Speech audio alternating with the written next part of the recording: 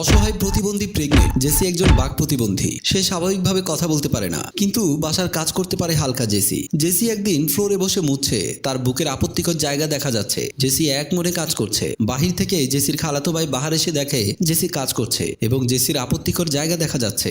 বাহার তা এক দৃষ্টিতে চেয়ে রইল।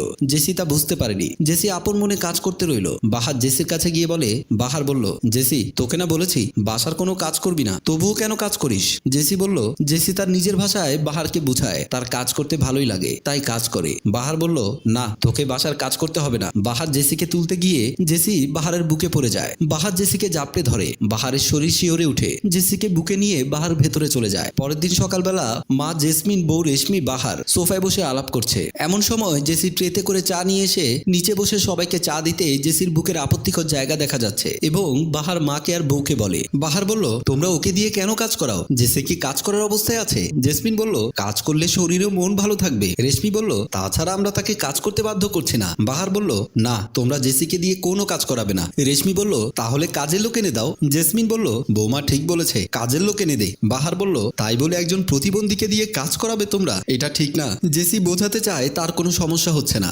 রেশমি বলল, তোমার যদি সমস্যা হয় কাজগুলো তুমি করে দাও, আমি দাসীবাদীর মতো কাজ করতে পারবো না। বাহার বলল, ঠিক আছে তোমাদের মতো তোমরা চলো। এই কথা বলে বাহার বাইরে চলে গেল আর জেসি ভেতরে চলে গেল। রাতে বিছানায় শুয়ে আছে রেশমি, চোখে ঘুমের আলস আছে। বাহার রুমে ঢুকে দেখে রেশমি যেন গভীর ঘুমে বিভোর। বাহার জামাটা খুলে বিছানায় বসে রেশমির বুকের কাপড়টা সরিয়ে পাশে শুয়ে রেশমিকে আদর করতে লাগলো। রেশমি নড়ে চড়ে উঠে একসময় রেশমি ওপাশ হয়ে যায় এবং বলে, বাহার আমাকে ঘুমাতে দাও, বিরক্ত করো না। বাহারকে ধাক্কা দিয়ে ঘুমিয়ে যায়। বাহার বিছানায় ছটফট করে রেশমির কোনো সারা শব্দ নেই। বাহার বিছানায় ছটফট করে রেশমির কোনো সারা শব্দ নেই। রেশমি গভীর ঘুমে আচ্ছন্ন। বাহার বিছানা থেকে উঠে রুম থেকে বের হয়ে জেসির রুমে গিয়ে দেখে জেসি বিছানায় এলোমেলো হয়ে ঘুমিয়ে আছে। বাহার তা এক দৃষ্টিতে তাকিয়ে আছে জেসির দিকে, যেন দৃষ্টি সরাতেই পারছে না। বাহার জেসির পাশে বসে জেসিকে ঠিক করে দিতে জেসি বাহারকে টান দিয়ে বুকে জড়িয়ে ধরে নেয়। বাহার জেসির বুক থেকে সরতে অনেক চেষ্টা করতেও ছাড়তে পারেনি নিজেকে। পরের দিন সকালে রোহান সোফায় বসে পত্রিকা পড়ছে। এমন সময় জেসি এসে বাহারের পাশে বসে। বাহার জেসিকে দেখে চমকে উঠে, আবার ভয় পেয়ে মনে মনে বলল, যদি জেসি কাউকে বলে দেয় তাহলে আমি শেষ, আমার মান সম্মান সব যাবে। জেসির থেকে আমাকে দূরে থাকতে হবে। তাই বলে বাহার বলল, তুই এখানে এসে বসে আছিস কেন? যা ভেতরে যা, তোর কোনো কাজ কাম নেই? জেসি বলল, না নেই। বাহার বলল, তারপরও যা, ভেতর গিয়ে বসে থাক। বাহার জেসিকে টেনে ভেতরে পাঠাতে রেশমি আসে। রেশমি বলল, তুমি জেসিকে কোথায় পাঠাচ্ছ? বাহার বলল, এখানে এসে বসে আছে তাই ভেতরে যেতে বলছি, শুনছো না? রেশমি বলল, তাই বলে জোর করছো? জেসি তুই ভেতরে যা, আমি তোর ভাইয়ার সাথে কথা বলবো। জেসি ভেতরে চলে গেল। বাহার বলল, তোমার সাথে আবার কি কথা? রেশমি বলল, রাতের রাগ বুঝি এখনো কমেনি? বাহার বলল, কিসের? তোমার প্রতি আমার কোনো রাগ নেই। রেশমি বলল, রাতে কোথায় ছিলে? বিছানায় আসনি কেন? বাহার বলল, তা জেনে তোমার কি লাভ, যেখানে হোক এক জায়গায় ঘুমিয়েছি। রেশমি বলল, বুঝেছি।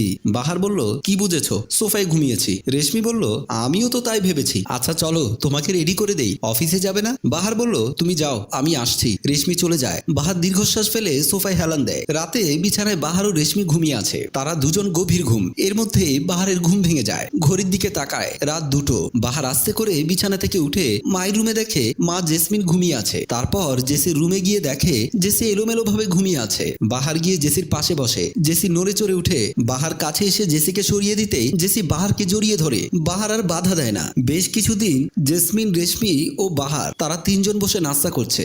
জেসি আসলে জেসমিন জেসিকে বসতে বলে। জেসমিন বলল, তুইও বস, আমাদের সাথে নাস্তা করে ফেল। জেসি চেয়ারে বসে। জেসি নাস্তা মুখে দিতেই বমি চলে আসে। দৌড়ে গিয়ে বেসিংয়ে বমি করছে।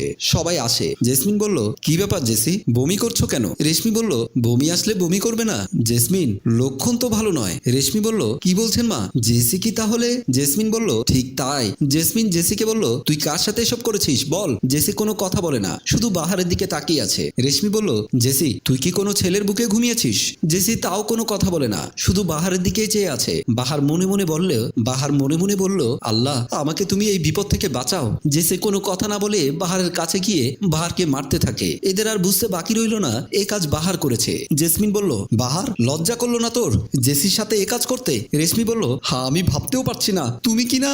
বাহার বলল, হ্যাঁ আমার ভুল হয়ে গেছে, আমাকে মাফ করে দাও। রেশমি বলল, মা আমি কালই বাপের বাড়ি চলে যাব। সম্মানিত দর্শক, আমাদের এই গল্পটি যদি আপনাদের ভালো লেগে থাকে তাহলে লাইক, কমেন্ট, শেয়ার করে অন্যকে দেখার সুযোগ করে দিন। ধন্যবাদ। গল্পটি রচনা ও পরিচালনায় আয়ুব মাহমুদ টেম্পু, প্রযোজনায় FA নয়ন চৌধুরী।